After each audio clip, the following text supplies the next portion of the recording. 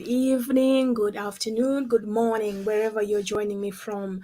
Welcome to God's Girls Women on a Mission YouTube channel, specifically Wives with Wisdom, keeping the ring on.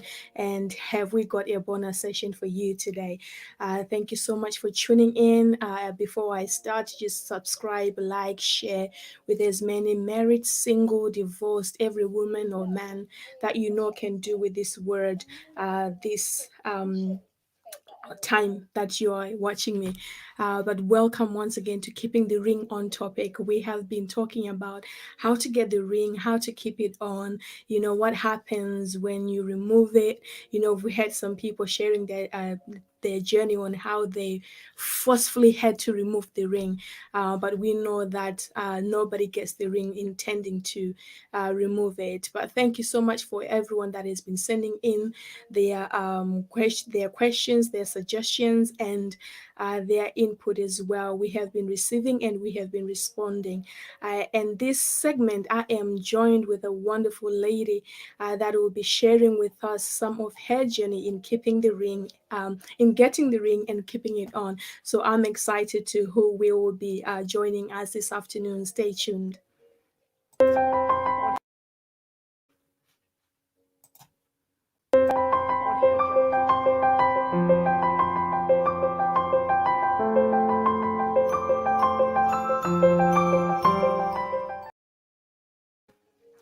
Catherine Rogers, welcome to God's Girls Women on a Mission. We're having you for the first time, so welcome to our YouTube channel.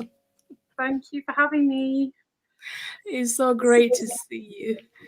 Thank you. Hello, everyone. So Catherine is we attended the same fellowship for some time, Revival Fires back in Dudley, and then we both kind of went to, you went to a different city altogether. I went to a different town nearby, but we had a wonderful time at Revival Fires.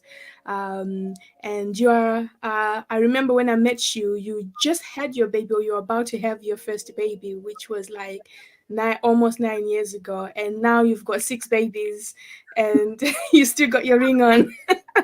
Very much so, yes, much needed.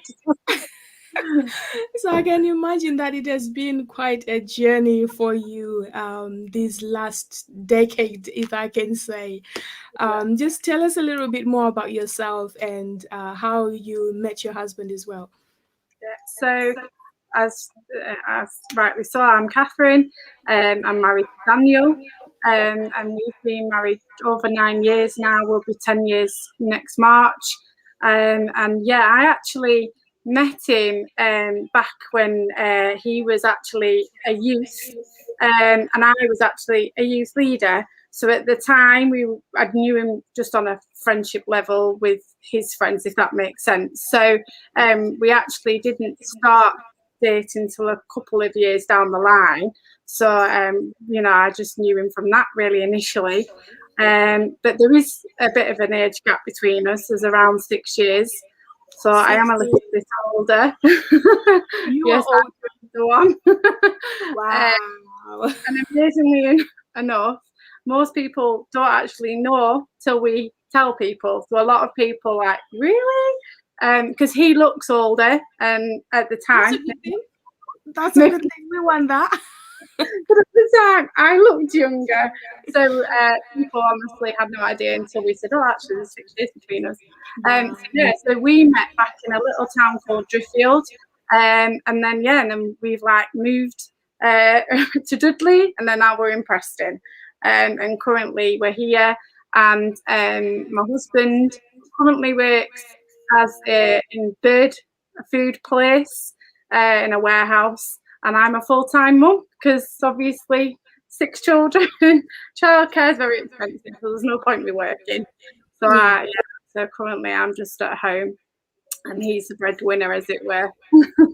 So that's really where we're at, really.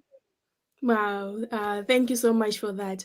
The other day, my first was like, I can't remember what we're talking about. I think the dad must have mentioned work or something. And then she said, Mama, you've never been to work? And I was like, excuse you? Like, I was working when you were a baby. I felt like, and then at some point I thought, why am I explaining to this little baby that I have been to work and right now I am working with you? Yeah, yeah, that's it, exactly. But my little Honestly. girl wants me to go to work so she can go to after school club.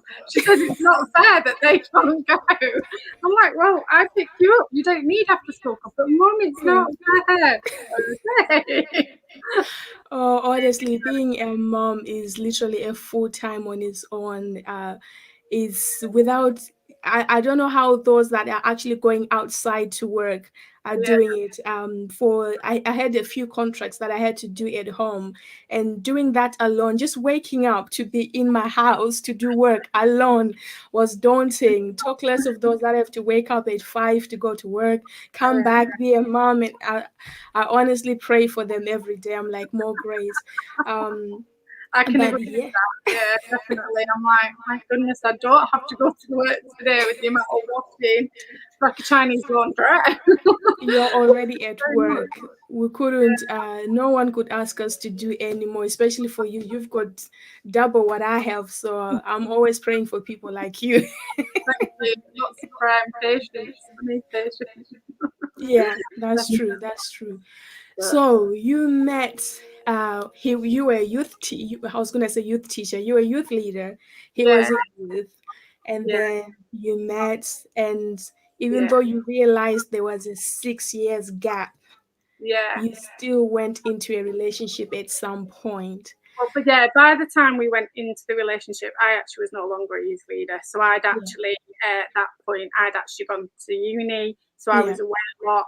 So I mhm, didn't actually, wasn't always at home. But that, yeah, when we initially met, as in, just when I started to know who he was as a person, that yeah, was the situation. He was youth and I was a youth leader at that point.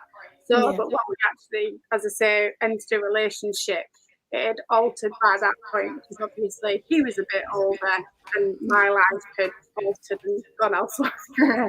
So yeah, so just to clarify that, because otherwise I know I was gonna say, just clarify. Just like he wasn't a youth. no, Just he was clarity.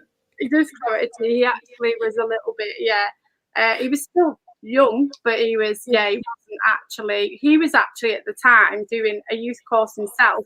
So at that point, he was about, well, he was about to enter it. He was actually about to enter to be a youth leader himself and do a course on it.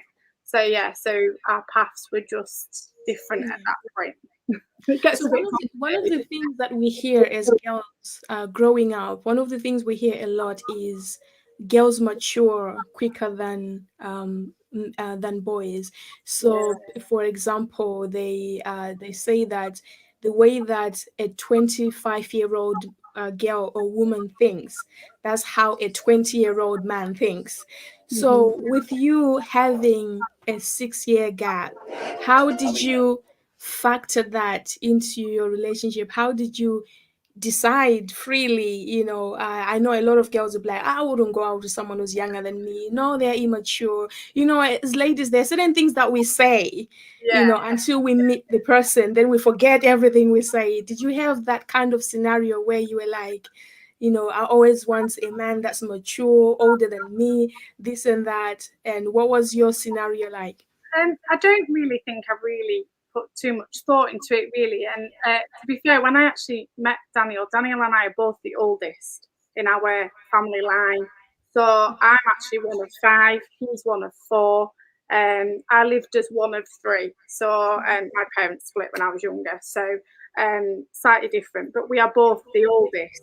And I think for both of us, being the oldest, our responsibilities were just very different. Yeah, I remember, like, there are times when I used to say to my parents, "You would never have let me get away with that," or "I had to do this and I had to do yeah, that."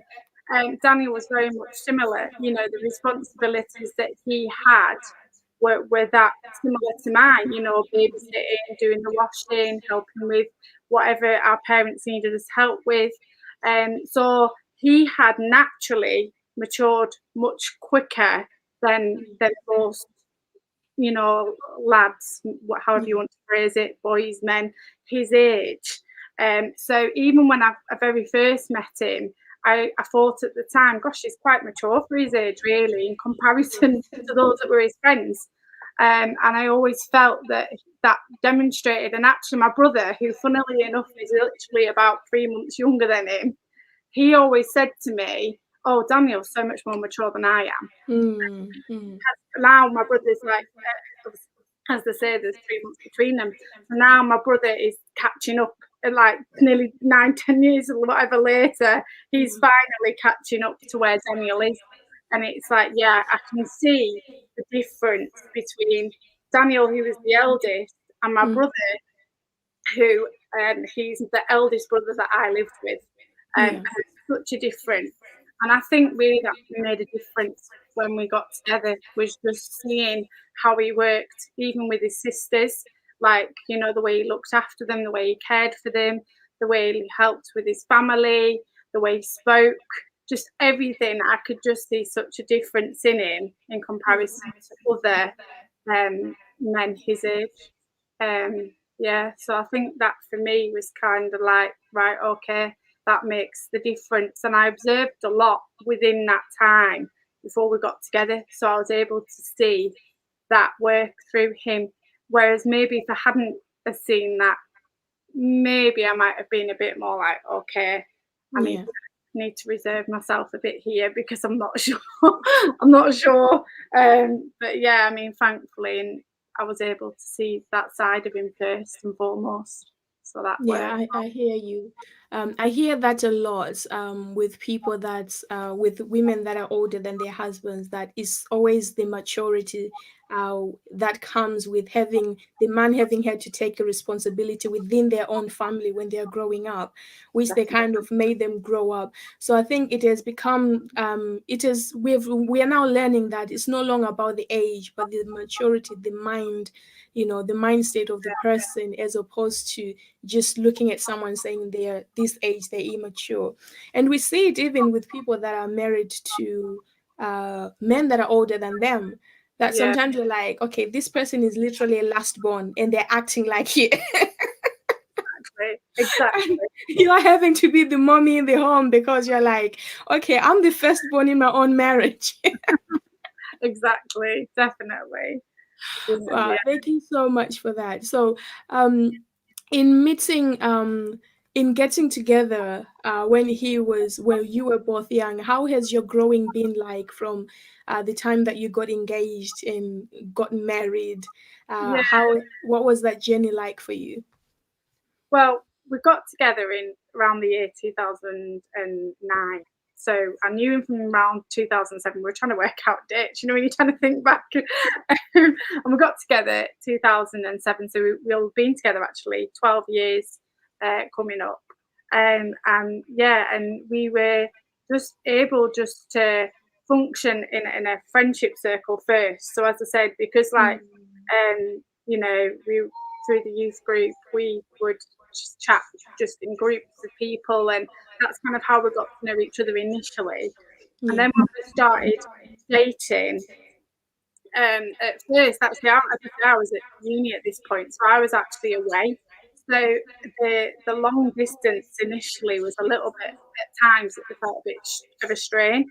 But I think like, we both knew that if we could make this work, then it would be okay. I mean, I was still home fairly regular, to be fair, but there were just that then weekends where I wasn't necessarily always at home or wasn't available or whatever.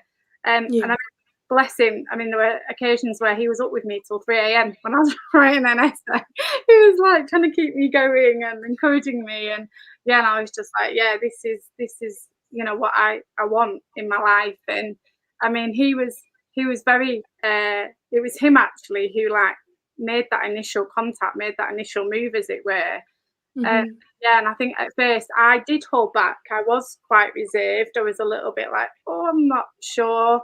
And I think the age gap, that was part of the issue at first for me, to be fair, because I was not so much for me, but for other people. What I would was gonna ask her, how was the outside influence? and that is the biggest thing that at first kind of held me back, And I remember like saying to my parents at one point something about Daniel, and they're like, we have no problem with him as a person, what we are questioning is the age gap, Yeah. whether you're going to make it work. And then at that point, Daniel was like 17, 18, like he was still quite young, really, in that sense. And it's obviously that age where 16 is like not quite an adult and 18 is the adult. Yeah. So for a while, we were like, we didn't fully commit at first because of that. So we kind of just said that we were dating, but we were cautious with how we went about it, if you know what I mean. We were very much trying to be with lots of people. Like, we didn't do a lot on our own. We talk on the phone and things, but when we were actually together, we tried to make sure that we were with other people and with other circles of people. And if we were seeing each other, we tried to make sure that we were out, if you know what I mean. Like, yeah, that's good boundaries, that is. Yes, we were able to try and do that. Now, I'm not saying we were perfect with it, but that's what we were trying to implement in our case. So we, as I say, we got together, and I think like really it was more like in 2010, and the January, I was actually having to move up to Dudley to be with my parents. Won't go into the background of that. But Daniel actually, they'd actually encouraged Daniel to move with me, funnily enough. And there was a school that was taking place at Revival Fires. And it was that my parents thought would help Daniel, because Daniel hadn't been a Christian very long, really. So he'd given his life to God in 2008.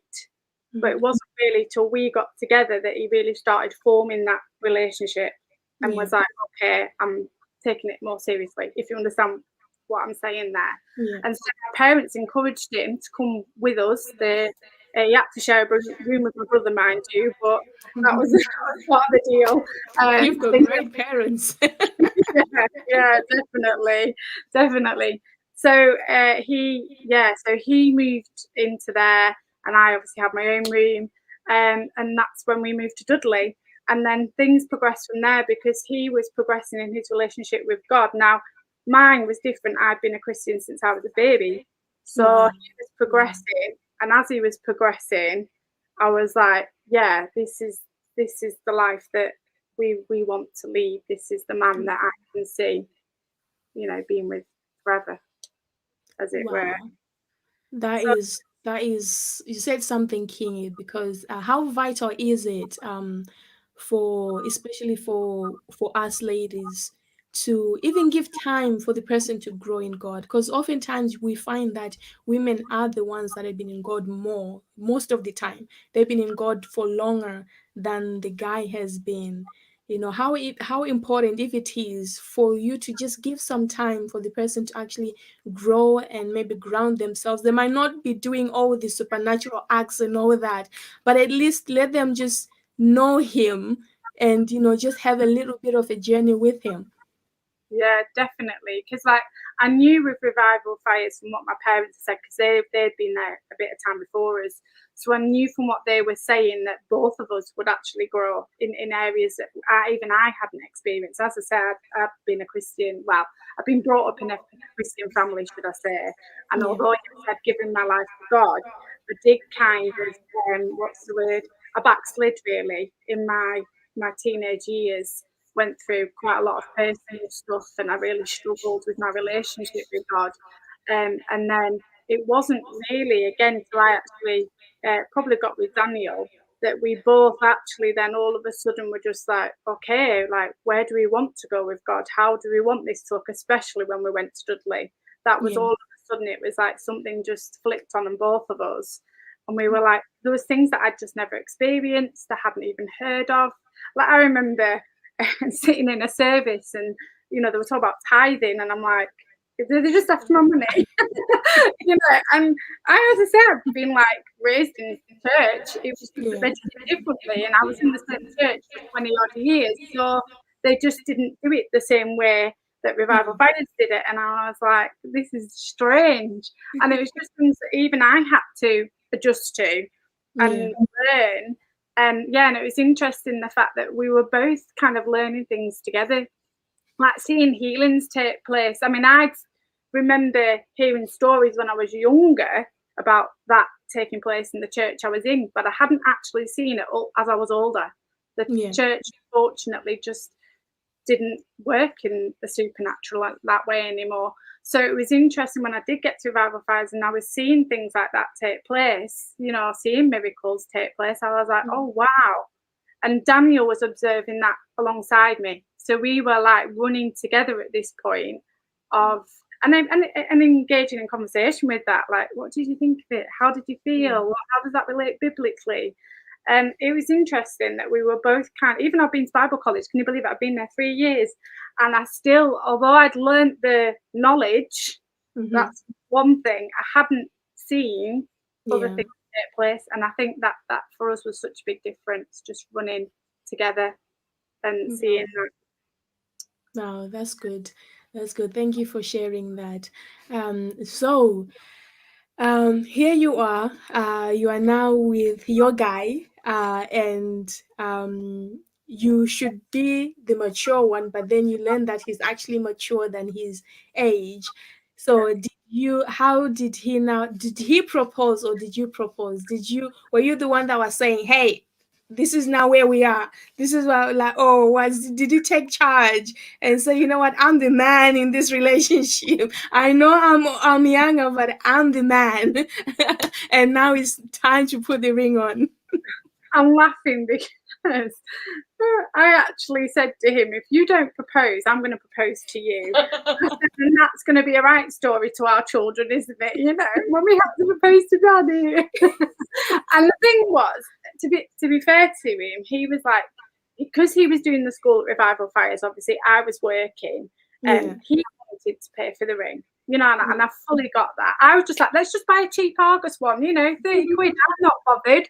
We'll update it later. No, he wanted a ring and he wanted it, you know, he wanted to pay for it. And sadly at that time, he didn't have any income because of being on the school. So obviously that was taking up his time. So I was like, come on. And he was like, no, I want to do this. I want to be the one propose, I want to pay for the ring. So I was like, okay, fine. So I just took it to God and I was just like, Lord, you know, I want to marry this man and I don't want to be waiting for forever. Like, you know, it feels like forever at the time, doesn't it? I'm sure it really wouldn't have been, but I was like, you know, and I want to be able to move the relationship forward, really. You know, we both knew that was what we wanted, but we were just at a bit of a time where we were just like, okay, how do we move forward? And funnily enough, I actually went to a housewarming and I met a new lady I'd never met before. So we were chatting away and I mentioned Daniel and I jokingly said, oh, we're unofficially engaged. She was like, what do you mean? So I expressed and just said, you know, we want to get engaged, but, you know, rings cost money and things like that. And with Daniel not working at the minute, and obviously she knew at that point, she'd met Daniel but hadn't met me. So she said, actually, I'm a jewelry designer. I want you and Daniel to come and have a chat with me. So a couple of weeks, I think it was down the line, we'd arranged to have a chat with her, and she said, I'm going to design your engagement ring, get it made, and you can pay me whatever you can, whenever you can. That's going to move you forward. And we were just both sat in amazement. We were like, oh, wow, God, like, really? Is this really how it's going to happen? So we did that. We've got the ring. Funnily enough, there was I kind of knew the timescale of this ring coming in. So I knew when it was due, and I kept saying to Daniel, is the ring here yet? Is the ring here yet? And I kept saying to him, stop asking. And I was like, I'm excited. Anyway, people knew that the ring had come in. I didn't know, but people knew. Oh, wow. And they were like advising him on how to ask me to marry him. And obviously he told me the story afterwards, by the way, not during. And he was like, people were like, you go out for a meal and ask for in front of everybody. I would have hated that. Absolutely hated it. I would have died of embarrassment. And so that night after the conference, it was quite late, and he was actually now living with somebody else as a lodger, because they had a spare bedroom, so they knew that our house was a bit overcrowded. So they said to Daniel, come and live with us. So he said to me, it must be midnight, come on, I really need to stretch my back. It's quite sore, I've been stood up all day at the conference, but I want to just have a little walk. And I thought, this is a bit odd. You start to think, this is not his usual routine. So we went for a walk, and we got to like just this grass area. And he just got down on one knee and said, will you marry me? And I was like, yeah. But then I told him off and said, how could you not tell me that the ring had come? And he was like, it was meant to be a surprise. That's the whole point of the proposal. So he was like, you got to pick the ring, you got to choose it and have it designed specifically. He said, you've got to let me at least do this bit. That is amazing. No, that is good. I remember with my husband when he was asking me out, I was like, I'm not going to date anyone that I'm not going to get married to. So when we started dating, we just knew that, okay, we are going to see this through to marriage. But you still want that ring, you still want that proposal, you still, even though you know that, yeah, you will get the ring, you will get married to this person, like you still have to do it. It's just important, to go through that. Will you marry me? Like, yeah, but even though I know. Yeah, but yeah.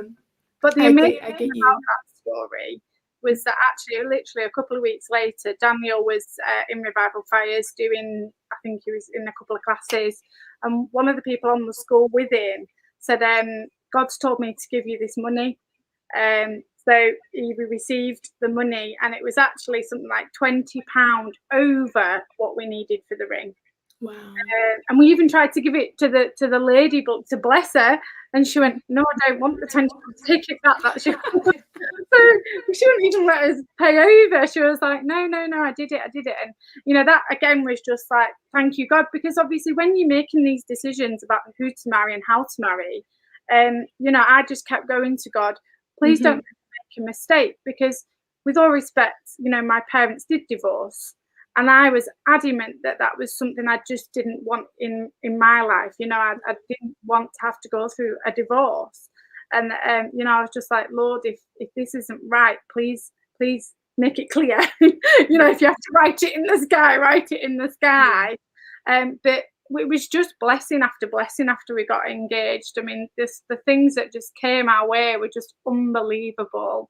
And we were just like, yeah, there's no way that this isn't right. I even went to my parents and was like, right, if you don't think he's right for me, tell me now, because otherwise, they were like, we would have told you ages ago. Yeah, it's fine. No, So yeah, I think that's one of the privileges that I always try to tell to people, that when you find yourself knowing God early enough, there's certain things that you literally have to go with him to him for, and things like marriage. We should go to him for everything, really, but things like marriage, and even some of the things that we witnessed in our parents' lives concerning marriage and things like that, we are now able to actually say, God, I don't want this. They might have started without you. They might not have known you. Even if they knew you and they made this error, I don't want it. May I be, if he is the one. I remember saying that statement to God as well. I said, God, if this truly is the one for you, allow my heart to receive him. Allow him to receive me. And from the word go, sometimes girls are like, oh, don't mention the wedding the first few days or when he's asking you out. I'm like, no. If he doesn't want to get married to me, he shouldn't even be asking me out. I wasn't even scared to mention that, because I was talking to God about wanting to be with the person that's for me from day one. And I've always been thankful of that, of knowing God early and just having that journey with God, so that whatever happens, sometimes we don't know the future, but I'm like, at least I'm on the journey with God. I'm acknowledging him. Like the Bible says, acknowledge him in all your ways, in all that we do. And sometimes people leave their love life away from God, and they want to get in and then bring God in and say, okay, God, now we are getting married. We want to go to the altar. Can you come and bless us? And God's like, but you didn't even ask me if he's the one for you. Because I remember, like, even when I was at Bible college, people used to say, oh, you're off into ministry. I was like, no, I don't want to go into ministry. And people were like, well, why are you here? And I was like, well, actually, I feel for whatever reason, God's got me here, but I actually also feel that I'm going to marry a leader. And I do believe that wherever that takes us, that this is going to become foundational. No, obviously, more than likely, yes, God's going to lead us into ministry together. So despite me saying I don't want to be in ministry, but however that looks, then at least I've got the Bible college training behind me, which at the time, honestly, without going into too much, but I really, really didn't want to. Like, I was like, God, I wanted to go into primary teaching. God, I don't want to do this. And I did it because, granted, I've dragged my feet, but I did it in obedience to him. And funnily enough, after Daniel and I had been together probably about a year, actually, he got a prophetic word about something, about being a leader. And I was like, that's it. Thank you, God, for that. Because he'd never had that. And I just knew that he was the one that I was to marry. Like, it was like God was like saying, when you used to tell people you're going to marry a leader, well, this is the leader. And I mean, I knew before, but I'd been asking for that confirmation. I needed God to show me for definite, because you can feel it in here, but sometimes your own emotions take over that. As I said, because I was so weary of going down my parents' track, I knew that I needed that confirmation well before. And I just knew that at that point, I was like, that's it, he's the one for me. And God's got his on that, whatever that still looks like, because we're not quite there yet, but we're progressing. That is good. I don't want to keep you for long. I know that your hands are full. But talk to us a little bit about what does honor, what does respect, what does submission look like in your home, especially being the older one in the relationship. Because sometimes I look at my husband, I'm like, I'm just gonna respect your age. I think it was something that I did honestly really have to think about, because you don't really think about it as such. It just kind of works. And I was a bit like, well, how do we? Because there are things that, like, Daniel's quite happy to just leave me to. So, for example, obviously looking after the children, he's at work all day. He allows me to make certain decisions. Obviously, the bigger decisions we make together regarding the children, but obviously, what they eat, I make the decision. I don't go ask him. You know what I mean? So there are some things, that he just leaves me to. And one of the things that, for example, that obviously the Bible does say is, wives, submit yourselves to your own husbands as you do to the Lord. Yeah. And now, and you kind of think, well, how do I submit to the Lord? What ways do I do that? And, and that's all about communication. It's such a key thing.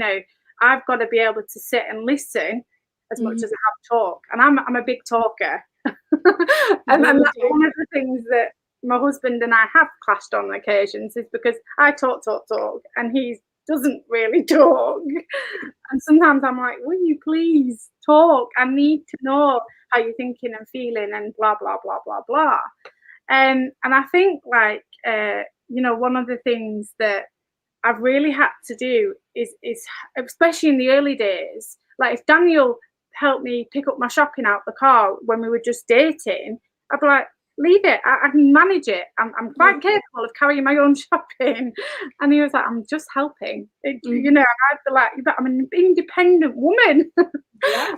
I really had to learn how he flowed, and I really had to go, okay, that's important to him. That's valuable to him. Yeah. Like, I had to learn to go, because I didn't want to become too dependent on him and him think, gosh, she's a needy woman.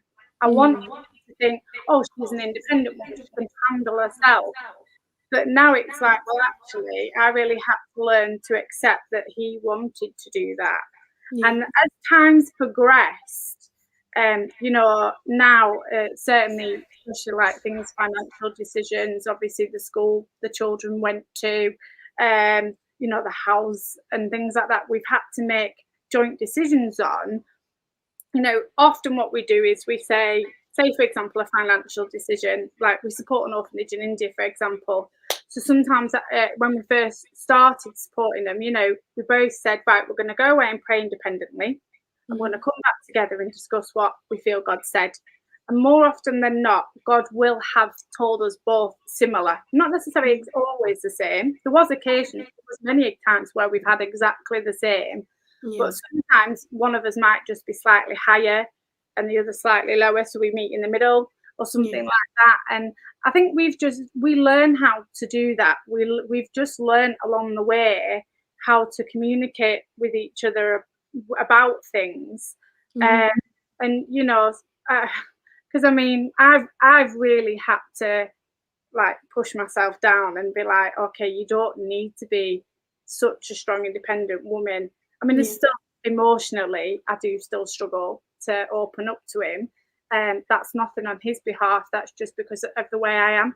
It's just, I do just have little walls that I still build up a little bit. And sometimes, you know, Dan will have to say to me, you are allowed to cry about it, or you are allowed to be upset, or, you know, and remind me that it's not wrong for me to break down my wall. But at the same time, because he doesn't either, you know, that can affect that balance. So I think for us, and I mean, often with submission, you know, I've heard people say, oh, you do as your husband says. Really? Do I do it as he says?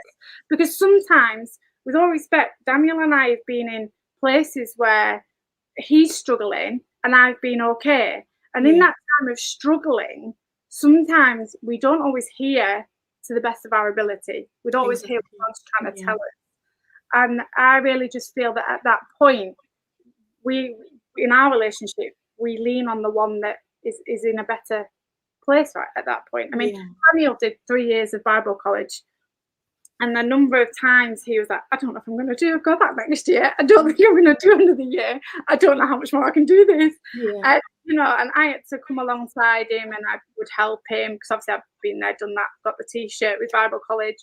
And I'd be like, you can do it and you will do it. And it's, you know, it's just a training ground, you know, and God's just preparing you for whatever's ahead. And I think sometimes it's good that God doesn't always show us what's ahead, because if we did know what's ahead, we probably wouldn't know the other direction. You know, I mean, I certainly know if God had showed Daniel 6 children, he probably would have been like, "What? No, I'm not sure about this." No. He probably was like, in fact, sorry, backtracking slightly, but there's just a little story beyond that. Before we just got married actually, and I was at work because I worked in the evenings, and he was at a conference, and one of the guest speakers had said, "I'll see you here in a cake." So of course people were shouting, "Oh, there's Daniel and Catherine. Catherine's at work, but Daniel's at the back." And he actually said to him, "Is your wife pregnant?" And everybody burst out laughing, and we'd only been married maybe 6 weeks by this point. So obviously those that knew us were like, yeah. And you know, and Daniel obviously said, "Not as far as I know, no." And he was like, "Okay, I'm gonna have to stop the word there." I was a bit miffed. I was like, "Why would you stop a word there just because I'm not pregnant?" And at the end of the word, you know, he did say to Daniel, "What I see is lots of little blessings around you." And in hindsight now, you look back, and I call my children blessings. I always say, the blessings. I love them, the blessings. Yeah. It's interesting now when I think back to that word, why God stopped it was probably because if this guest speaker had maybe revealed too much, Daniel might have been like, oh. I literally had the mental picture of that picture you posted on Facebook. Like when I saw it, I was like, "Oh my God, look at that! They are just all surrounding you and surrounding each other." Like, oh, little blessings, literally. They are literally, and I always say how blessed I am to have them, and you know, I definitely know that we are so blessed. But yeah, I mean, Daniel only ever wanted 2 children, and I always wanted 4. So his argument is now, well, I got my 4 and he got his 2. Together makes 6. Now you're finished, literally. It was what, yeah, 4 and 2. You got your edition done, your sum up done. Pardon? Brilliant. I said you got your maps done, 2 + 4. You got it done. Definitely, as he's got it down to a T. So yeah, sorry, I sidetracked slightly there, but yeah, I just wanted to tell you that because I thought it was quite comical, the fact that we've now looking back at that. And I think, you know, in regards to obviously submission, honour and respect. It's just something that you have to try and look at as a couple. I mean, we have had conversations whereby, Daniel may say to me, I don't feel respected right now. I don't feel as though you appreciate me. I don't feel as though, and as you can probably understand, having as many children as we do have, sometimes my concentration and focus is on the children. And I have to remember I have a husband as well, because you hear of them stories whereby the children leave home and then all of a sudden it's just you two. And that, for me, I never want to be able to look back and go, gosh, I really did neglect Daniel in them years. And sometimes it means us staying up late, and having time together, watching TV together, or sometimes I have to watch something that maybe I don't really like. Talk to me about that. But I do it because I want to spend time with him. And sometimes he'll turn off whatever it is that he's watching, and because I just want to talk to him and communicate with him. And I think, it's about working out what the other one wants. I mean, Daniel's quite good at picking up cues. So if I'm not feeling 100% or something's bothering me, he will say, what's wrong? Do you want to talk about it? And sometimes I'll say, not right now, because I'm not quite emotionally ready. And other times I'll just say, it's not you, it's whatever else is going on. So it's about finding that. And I think we do find that. Sometimes if I'm picking up stuff on him, I might say, do you want to talk about whatever's stressing you out or whatever you're bothered about, and it's just about working through that together. It's really important that you do it together. And I think the Bible's so clear on it, because it says, husbands, love your wives as Christ loved the church and gave himself up for her. That it's not about, Christ didn't come and boss people around or be like, hey, check me out, I'm the boss around here. He didn't do that. He came to serve, and you see him serving all over. And I think that's such an important thing, of the fact that the husband is that's part of his role as well, isn't it? Serving, and I serve God. That's my whole thing. My life is to serve him and be available, and it's the same with my husband. I want to serve him the best way that I can, and I don't always get it right, but I try, make him a cup of coffee when he walks through the door after work, and I do what I can with him, and that's how we work together, really. So, Wow, that is amazing. I love that what you said, because that was going to be my next question about how you manage to balance everything, because I can imagine how exhausting it can be at the end of the day. I mean, you've got 6 children. You've had your children from the first year of your marriage up to now, like literally every day. It's not just one child, it's now 6 children. So it would be okay for me as a woman to say, you know what, girl, once these children go to sleep, just go and sleep, don't mind him, do what you gotta do. But then again, like you said, you don't want the children to get to 18 years old and you're now looking and thinking, okay, who is he, what are we now doing? But you're managing to keep that balance. You're intentionally making time to say, I'm watching that with you. I don't like it, but I just want to be with you. Okay, he's switching off the TV. I might want to watch it, but I'm switching it off to pay attention to you, because at the end of the day, keeping in mind that I think that's why I love how the Bible says that children are an heritage of the Lord. They are not our heritage. They're actually of God. We're just stewards. We're keeping them to release them once again to God and say, okay, God, we've raised them up in the way they should go. Now, when they go, and I'm praying that all your 6 will go one day, it's just be you again, you and him again. Um, so I wanted to ask you, how does love, how do you continue flowing in love, doing the little things? Do you have time that you send your children away at any point? How do you manage to keep the love, the sexual love, the romance and all that, apart from just making time for the usual things. But in terms of romance, because I know that's one of the key areas in marriage where they're like, sex is not good anymore. Oh, he said that, I'm not giving it to him, so we went to find it somewhere else. Oh yeah, it was that. Oh, she's always tired.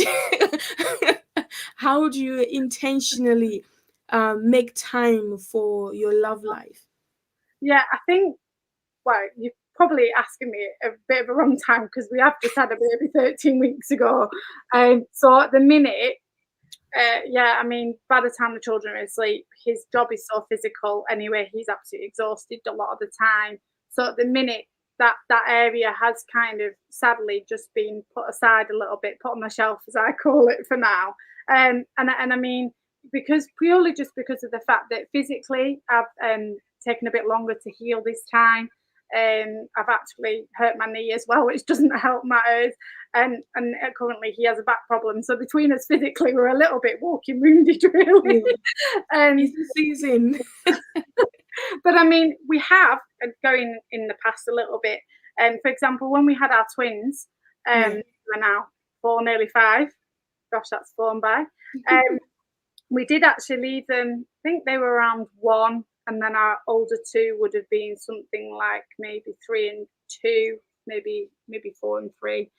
We did actually plan a night away, and my mother-in-law had the twins along with Daniel's sister, and then my parents had the older 2. And that we kind of split the children with the grandparents. And thankfully, they both live near us, both grandparents. So the kids knew them well. I mean, obviously, I know the twins are still a little bit young at the time, but they managed for a night, and we were able to go and just spend the night in a hotel. And I jokingly said to Daniel, I'm going to sleep. Especially having twins at work in the night, it was like, oh. But yeah, I mean, we went out for a meal and we just spent time together, and we just did it that way. And I must admit, I struggled the hardest leaving the children. And Daniel was like, woohoo, a night away. And I was like, my babies, I'm leaving my babies. And I did feel that mum guilt. And I really had to push it aside with that time, because it was important that he knew that he's still the number one, if you get what I mean. Like, don't get me wrong, I love my children dearly. And I often hear people say, oh, your children come first. Yes, they come first to a degree, because obviously they need things from me. If I don't feed my baby, she doesn't get fed. Yes, to a degree. But really, my husband's my number one, because he was here before they were. And yes, whilst he understands, just wait a minute, and I'll be there in a minute. So do the children as they get older. If Daniel and I are talking, and one of the older ones come in and dad, or mum, we'll say, hang on a minute, mummy and daddy are just in the middle of the discussion, or we're talking, or whatever it is. Even if we're just finishing, Daniel telling me about the end of his day at work, we still say to them, just 1 minute. And we kind of try and teach them to wait. Because yes, that's where we're getting to with the older one. Yeah, like, hold on now. I obviously, I have a 20-month-old, and obviously if she comes in, dad, very different. But I mean, when they're old enough to understand that they can see we're talking and they can hear we're talking, it's important that they understand that, yes, we know you're there, we know that you want us, but we were just in the middle. And I think, that's valuable. And I mean, in regards to sex, we were actually talking about it the other night, actually, because Daniel was obviously being a bit younger. He naturally, maybe being a bit stereotypical, but he naturally has that drive. He has a higher drive. I think they call it like a higher sex drive. I've always had a lower sex drive. And sometimes I do have to, say, okay, tonight's the night. So I tend to need a bit of warning. So he'll come to me and sometimes say, tomorrow night? And I'll be like, okay, tomorrow night. Because if he doesn't warn me, he springs it on like 11, 12 o'clock at night, and we've had like a little bit of a disagreement. I'm tired. I'm up 3-4 times in the night. I am with you on that. I'm like, what is wrong with you? Like, literally. I let him sleep. I get up to the children unless I absolutely desperately need him for something. He sleeps. So I'm like, so he now has especially when we had the twins, it really was. It was almost scheduled, and it sounds so daft because some people can't, and I fully understand that some people it just doesn't work. But for us, not saying that we do it set nights, we don't, but he tends to warn me. As I say, he'll say tomorrow night or Friday night or whatever. And then I'm like, yeah, okay. And I can kind of prepare myself for that. And I try to make sure that, I'm in bed earlier than I normally would be. I try to make sure my jobs are done a bit quicker, just because it's important to us. You often hear of things like this causing problems between people. And I mean, bless him, he's very, very good when I've had babies. He will wait, like with the twins, I think he had to wait something like 4 or 5 months because when we were pregnant with them, my waters went. So obviously, it was out, we were told to abstain. And then after I had them, I had a C-section with twin 2. So I'd ended up obviously in a lot of pain. And he understood. At no point did he say to me, I know you're in pain, but do you mind? No, you could see. And as I started to get better, then that's when things progress. And I think, it's having that understanding of, when between you. And he now knows if he gives me a heads up, I'm like, yeah, all right then. But if he jumps it on me, I'm like, bedtime, I'm off to sleep. I'm mentally prepared to go to sleep. I know it sounds simple to some people, but it works for us. And it just makes him feel better knowing that he's not being neglected, because as I say, he does have a higher sex drive. He sometimes makes it a little bit of a laugh about it and say, I could have it every night, Whereas me, I'm like, once a month. Usually like, we'll see you in 2 months. No, men tend to generally have that. And for you guys, you literally, like as you said earlier, you literally have your children straight into your marriage. We had a gap of 4 years.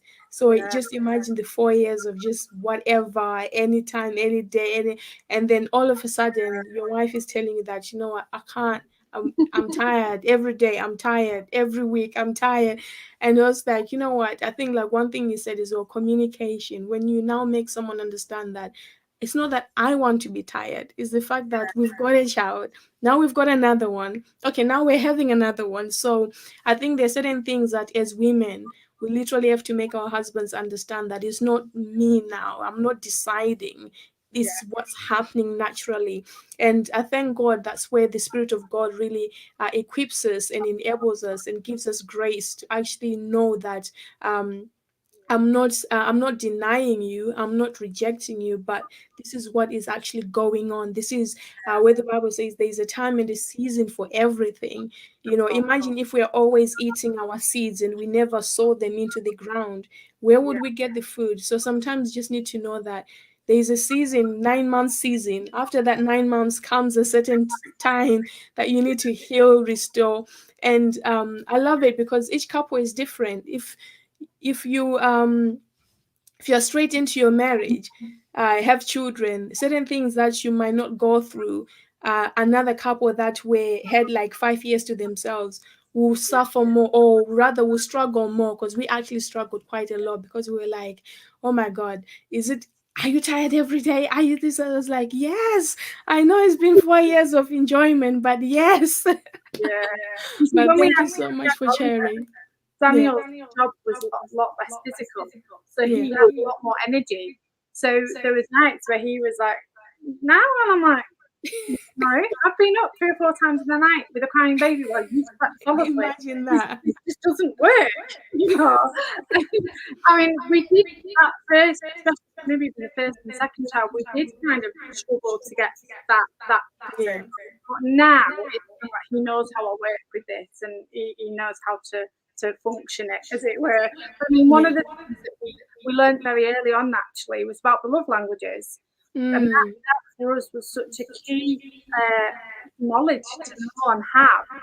And it was interesting because maybe 2 or 3 years ago, we were both like, our relationship just wasn't what it was. We just knew there was something off. And I kept saying to Daniel, I don't know why we're like this, and he kept saying to me, you don't touch me anymore, you don't cuddle me as much as you used to. And I'd say, well, every time I touch you or cuddle you, you want something else. And it was like this whole thing round us. And, Yeah. and I feel like, well, you don't spend any time with me. You've always got your head in the telly or on your phone, or, we were just like having this little, not an argument, but it's like a little tiff going on. Yeah. Yeah. And eventually I just went to him, love language. I went, let's see what our love languages are. Now, when we first got married, we both had the top two, which was physical touch and quality time.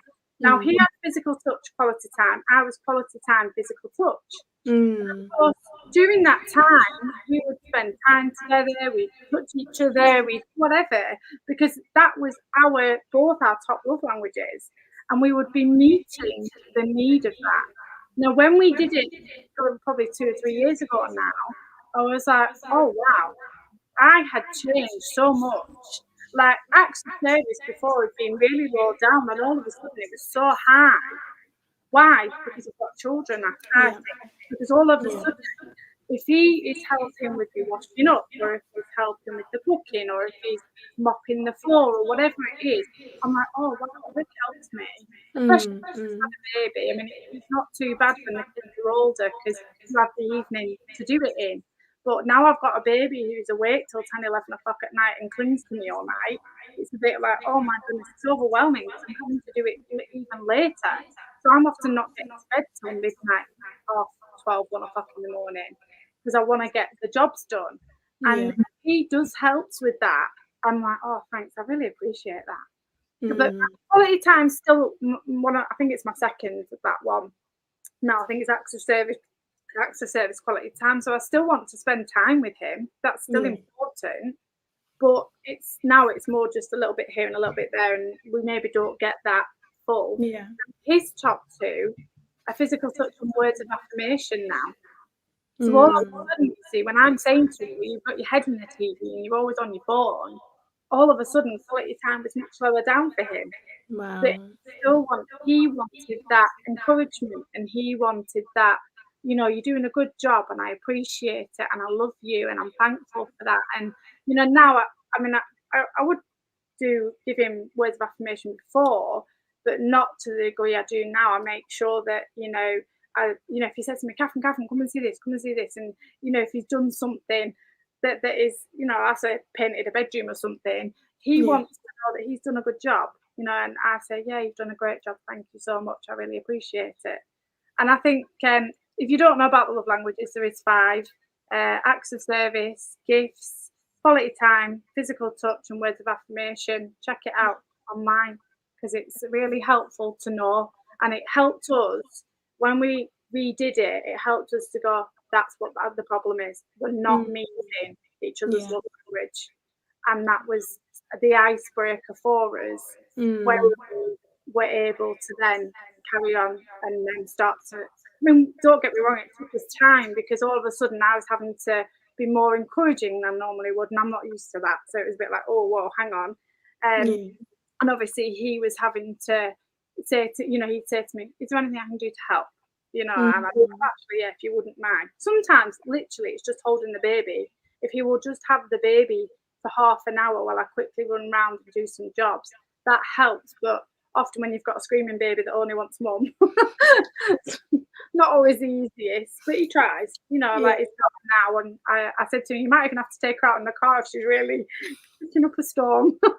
So yeah, so it's definitely something that now we do try and do yearly if we can. Mm. Try to, Wow. or if we feel something's a bit off, we'll revisit the love languages and go, right, has something changed? Do we Yeah. need to relook at this? Wow. Wow, thank you so much for sharing that. That is something I remember. There was a time I said to my husband that I I am the same girl that you went out with, but I'm not the same person. Like the way that I was when you met me at 20, now I'm 30 something. I'm not the same person. What we go through in marriage sometimes, the things that God blesses us with sometimes, it makes your brain function in a different way. And like what you're saying, I remember there was a time when um I didn't care about quality time. Now I'm like, hang on, I just need you here.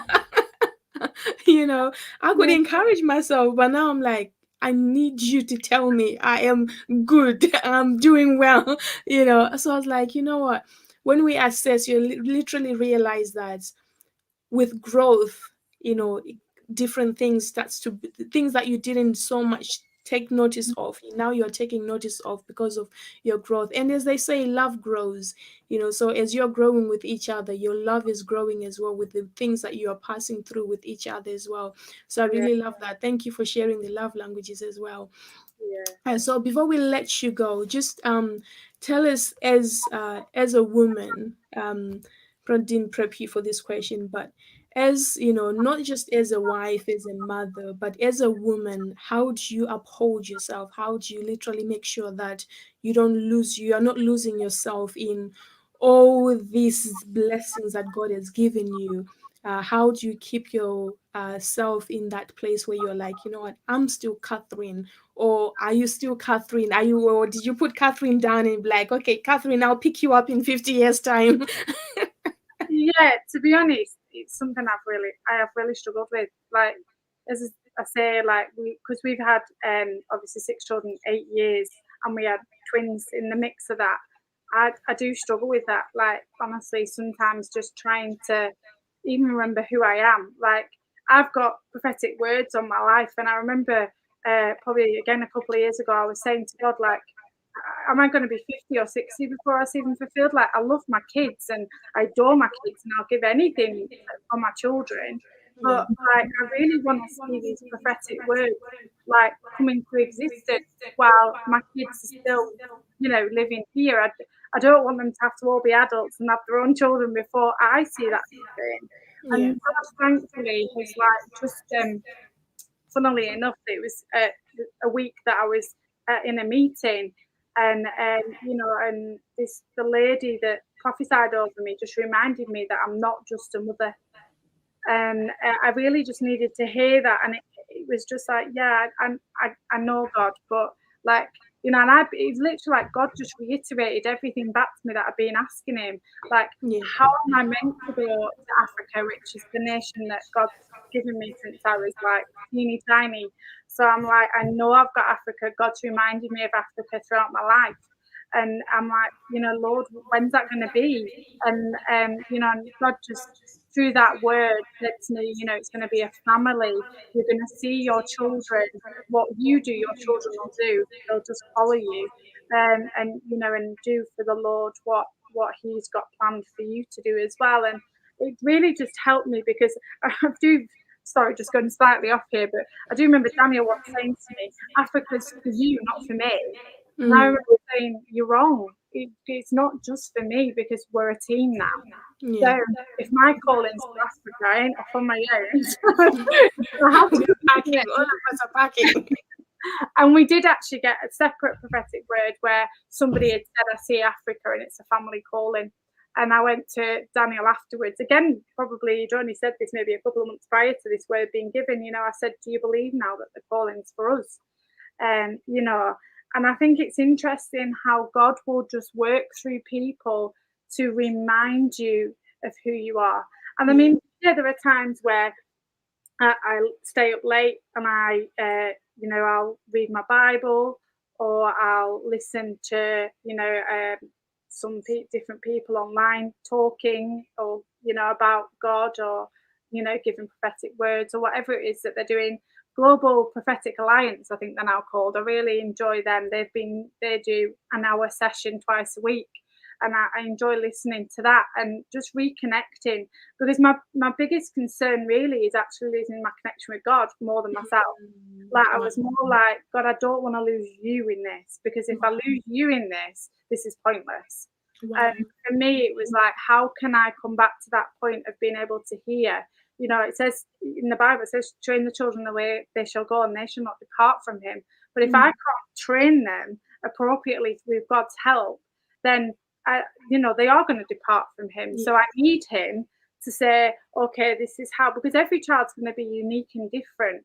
I remember when we had the twins, somebody who was a twin wrote a letter and, said to us, remember that they are different. Remember that they are unique. Remember that they are not one, and right from day one, to be fair, I dressed them differently just so I could tell who was who, and they're not even identical. But straight away I did that purposely as well, to make sure that they are individual. Now, don't get me wrong, they do have the same clothes, and sometimes they dress alike. Other times they're totally the opposite. Yeah. They don't dress anything alike. But I mean, and they look different as well, as you've probably seen from the pictures that I have of them. But you know, and I think for me that was something that was just important, is that I don't lose that connection with God, because through that I still get me.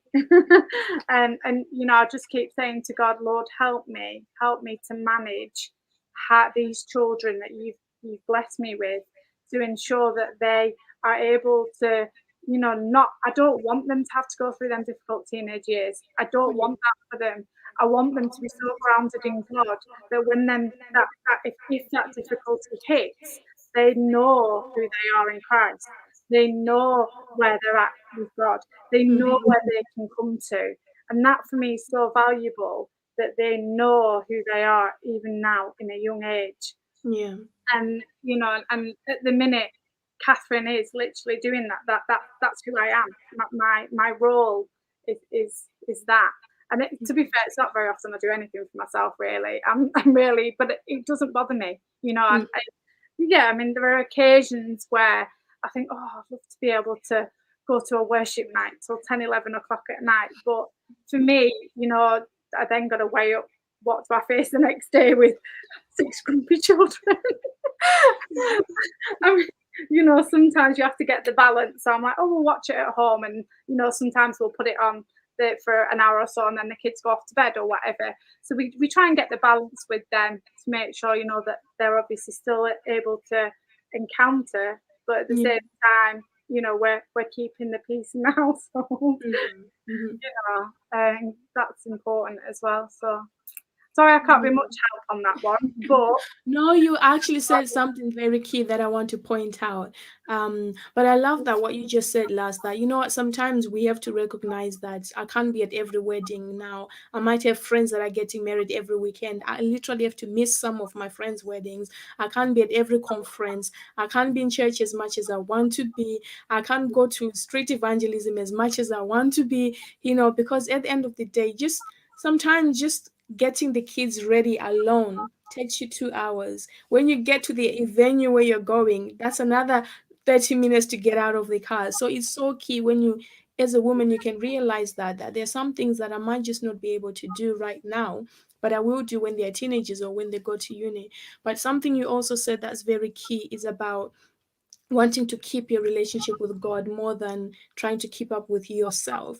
Even as single ladies, I see that sometimes in trying to pursue so much of what they want to achieve in life, they yeah, end up losing their relationship with God. They're no longer waiting on the Holy Spirit. Okay, God, Holy Spirit, where would you have me be at this hour? What do you want me to do right now? Or, you know, which job are you even opening for me? Or should I even do that or that? They just end up pursuing things. And so when they said that, Solomon said all these things is vanity, because sometimes we make it becomes first. But he says, seek ye the kingdom of God, and all these things will be added onto you. So that was very key what you said. Thank you so much. I want to ask you one last question. What is the number one key that you would say is keeping your ring on? Like when you see everything that you've been through these past almost 12 years, you said that you've been together. What's number one thing that you can say, you know what, this has helped me to keep my ring on? I think the most obvious is keeping God at the centre. So I'll throw that one in, because that one definitely for me is top priority. You know, God, it's a three-stranded cord, and obviously we have to work with God, and you know that's absolutely been priority for us.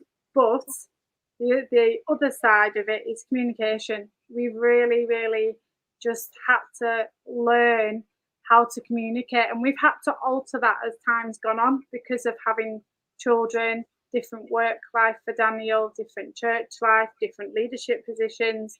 You know, we've had to learn, how do we communicate here, and when do we, you know, what when to say something and when not to say something. You know, sometimes, as hard as it is for me, I want to say it there and then, and I'm like, no, wait till you get home and discuss it then. Or sometimes, you know, one of the things I've had to do is learn to be calm before I enter the conversation, because sometimes I'm like up here, And I'm just like, Lord, please help me to calm down. Yeah. Please help me just to see it from a different perspective. Help me, I'm like in my mind whirring away. And Danielson says to me, "Are you ignoring me?" I'm like, "Not ignoring you. I'm trying to process it, and then I'll continue once I process it." I don't always get it right. Sometimes I still have it a bit of a, but that for me has been so key. Is communication, communication, communication. Because without it, what's the point? As I say, you lose each other and you lose yourself.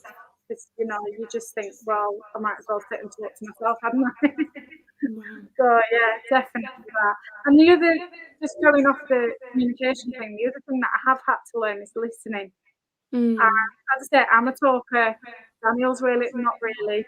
And then often when he does talk, one of the things that he would often say to me is, "Catherine, you're not listening." Because I like to go like this, so to me, you just alter the conversation. But to him, he wants to say what he has to say, then you talk, if you get what I mean. Whereas I'm more of a, just say what you need to say as I'm saying it, and I'll wait for you, and then I'll carry on. But he's like, "Oh, listen to what I've got to say," and say it. And often now, I will try and reiterate back to him what he said, so that I can be clear I've understood him. Because sometimes that's where maybe we've had arguments because he's misunderstood what I've said or I've misunderstood what he said. And then we've come back later and Dan will be like, "I don't know why on earth you thought I was saying that, but that was way out." And I'd be like, "Really? That was not what I was hearing." So now I do try and say to him, "Is this what you mean?" And he'll say your name, depending, obviously. So yeah, that's my top tip. Wow. Wow, thank you so much for that. That was so much wisdom that you shared this evening. I really appreciate your time, really appreciate you just sitting here for the last 1 hour. I know it's a sacrifice, so thank you so much for your sacrifice. So just pray that God will strengthen you and give you more grace and give you. I wish the time was going backwards tomorrow, but may you give you double sleep, even though the time is not changing. But really, thank you so much for your time. I know it's a sacrifice. Considering the responsibilities that you have right now, and thank you as well to your husband for allowing you to be with us at this hour. I know that you could do with a massage or something right now, considering this condition. But yeah, thank you so much, Catherine. I really appreciate it. And I want to say, people should just send you some questions or what in your inbox. But ladies, if you send a question for counseling or anything that you just want help with because of the knowledge that she has, just take it easy with her if she replies like to 1 week later or 2 weeks later, because she has a big responsibility with her family. But thank you so much. Catherine is on almost all social platforms. I know I'm mainly on mainly see you on Facebook and Instagram. I don't That's know about fine. anything else. I can't keep up with anything else, but Yeah, that's not all I can manage. but if you just wanna, send Catherine a message and say, "Hi, girl, how are you keeping up with 6 children? I just need a little tip." She would I know she would love to just respond to you and just give you some tips and wisdom on how to keep up your home or your marriage based on anything that you've heard her share on this platform. But once again, thank you so much, Catherine, and have a wonderful evening. And we will definitely have you back at some point because you were sharing some great things that we can go deeper in. But thank you for being with us, God's Girls, Women on a Mission. Thank you.